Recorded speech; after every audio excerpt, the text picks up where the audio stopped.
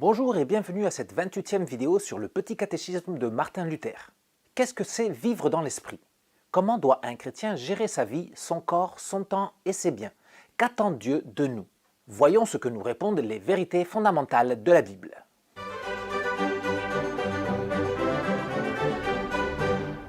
Nous avons vu dans la précédente vidéo que le Saint-Esprit produit une nouvelle nature en nous, une nature spirituelle qui aime Dieu et qui cherche à lui être agréable.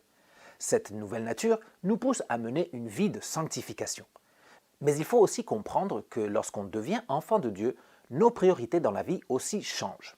Les chrétiens doivent consacrer leur vie entière à leur Sauveur. On lit dans Galates 2,20 « J'ai été crucifié avec le Christ. Ce n'est plus moi qui vis, c'est Christ qui vit en moi. Et ce que je vis maintenant dans mon corps, je le vis dans la foi au Fils de Dieu qui m'a aimé et qui s'est donné lui-même pour moi. » La foi en Christ vient tout chambouler dans notre vie. Lorsqu'on est en Christ, nos priorités deviennent celles de notre Sauveur. La foi, ce n'est pas qu'une question pour le moment de la mort, pour passer au paradis. Être dans la foi, c'est vivre une vie nouvelle. Cette vie nouvelle, avec ses nouvelles priorités, est une réponse à l'amour du Christ et son sacrifice rédempteur. Vivre dans l'esprit, c'est vivre sa vie comme Jésus la vivrait. C'est dédier sa vie à Jésus et à son plan pour l'humanité. Ça veut dire qu'il nous faut repenser nos souhaits, nos projets et nos occupations. Dans la foi en Christ, on doit gérer notre corps, notre temps et nos biens de façon à servir notre Sauveur. Nous avons tout reçu de lui, tout lui appartient, tout doit être mis à son service. On lit dans Philippiens 3,8 « Car pour moi, vivre, c'est Christ ». Tout comme l'apôtre Paul, nous devons faire de cette vérité notre boussole dans la vie. Le chrétien sait qu'il a tout reçu de Dieu, autant ce qui est de la vie matérielle que ce qui est de la vie spirituelle. Dieu n'attend pas de nous qu'on lui consacre une partie de notre temps, une partie de nos biens ou une partie de nos talents. Le chrétien doit se rendre compte qu'il doit gérer toute sa vie avec ce principe, le Seigneur d'abord. Si on se rend compte qu'on a été la priorité du Christ, on ne peut que faire de lui notre priorité à notre tour. Lisons Romains 12,1. Je vous encourage donc, frères et sœurs, par les compassions de Dieu, à offrir votre corps comme un sacrifice vivant, saint, agréable à Dieu. Ce sera de votre part un culte raisonnable. L'homme naturel pense « c'est mon corps, j'en fais ce que je veux. Personne ne peut me dire ce que je dois en faire. » L'homme nouveau, par contre, pense « Dieu m'a donné un corps, je le mets à sa disposition pour l'honorer, lui qui m'a sauvé. » Notre corps doit être dédié à Dieu et à son plan pour l'humanité. Si Dieu permet que je tombe malade ou que je perde certaines capacités physiques ou que je sois atteint par un handicap, je dois avoir la certitude que d'une façon ou d'une autre, ça servira au plan de Dieu pour le salut de l'humanité. Lisons 1 Corinthiens 6,19. Votre corps est le temple du Saint-Esprit qui est en vous et que vous avez reçu de Dieu.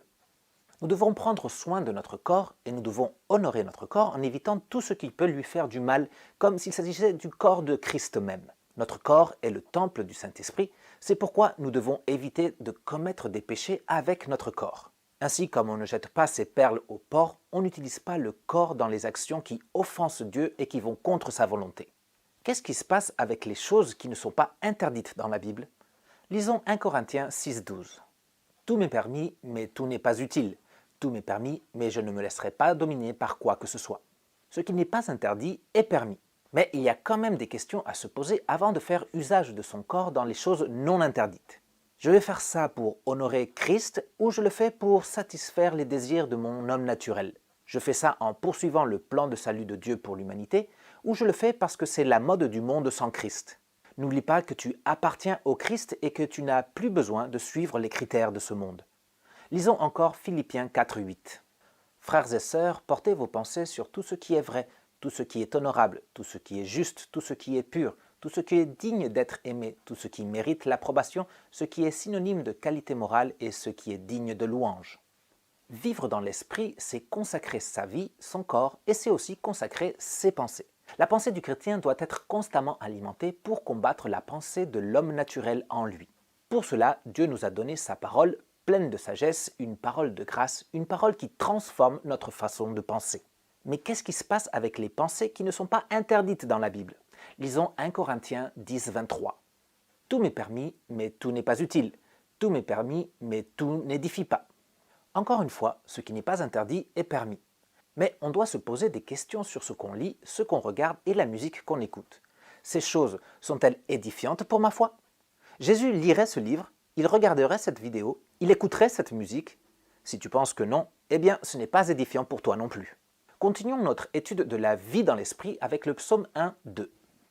Heureux l'homme qui trouve son plaisir dans la loi de l'Éternel et la médite jour et nuit.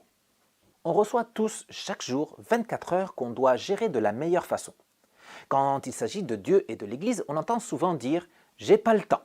Cependant, on a tellement de temps pour d'autres choses.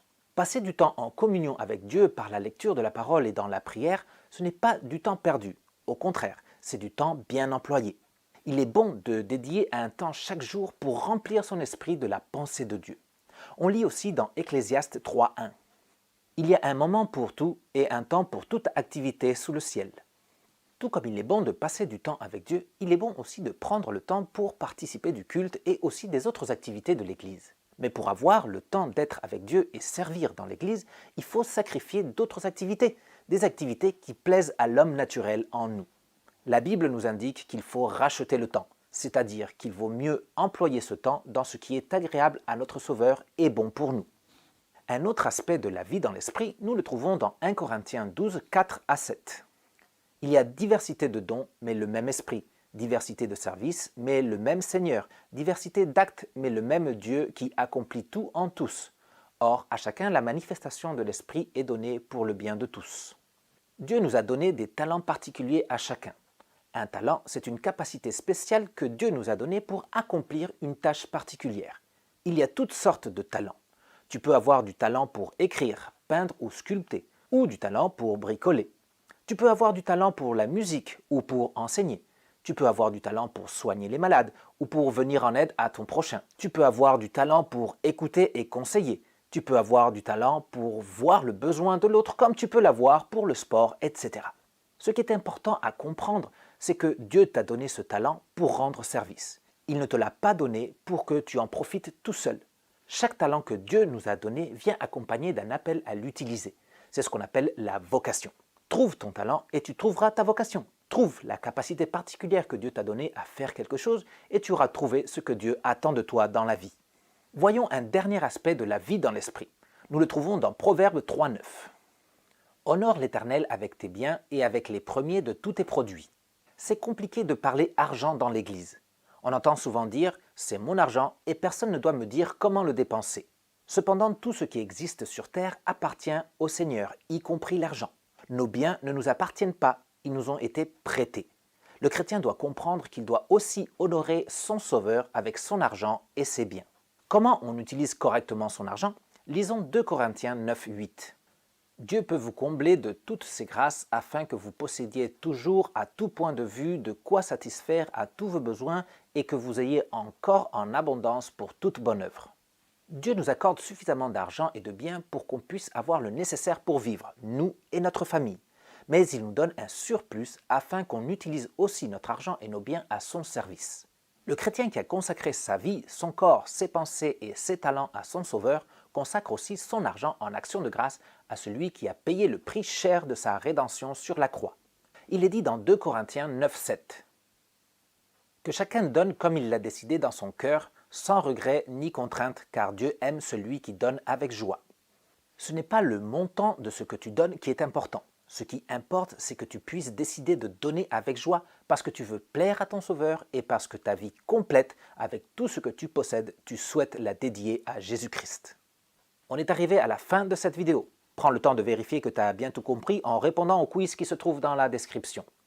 N'oublie pas de mettre un pouce levé à cette vidéo, de la partager et d'écrire dans les commentaires si tu le souhaites. Je vous dis à bientôt pour continuer notre étude des vérités fondamentales de la Bible. Ciao!